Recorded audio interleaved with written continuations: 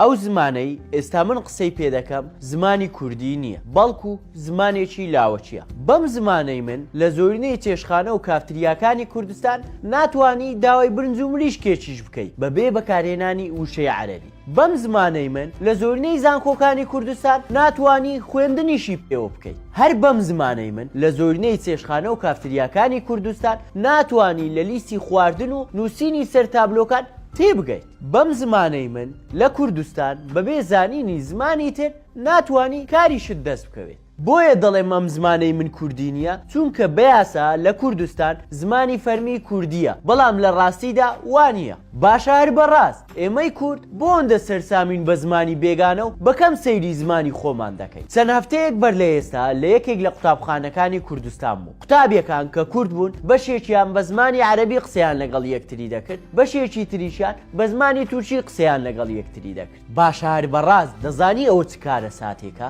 لەوەش کارە ساتر ئەوەیە کە ئێستا بۆتە پۆز و باو کە منداڵەکانت بنێرێ قوتابخانەی ئینگلیزی و بڵێ سوپاس بۆ خوا منداڵەکەم زمانی کوردیش نازانێت. کاتی خۆی لە سەردەمی ڕژێمی بەعەس پارچە کاغەزێک کە شعری کوردی تێدا بە لە گیرفانت دابەیان لە هەر شوێنێک پێیان بگرتبای بەس بوو بۆ ئەوەی کۆتایی بە ژیانت بێنن. چونکە ڕژێمی بەعەس باش لەوە تێگەیشت بوو کە زمانەکەت هێز و ناسنامەی تۆیە. باشە بۆچی ئێمە دەبێت لە ژێر زوڵم دابین اینجا زمان و تایبەتمەندیەکانی خۆمانمان لەبیرە.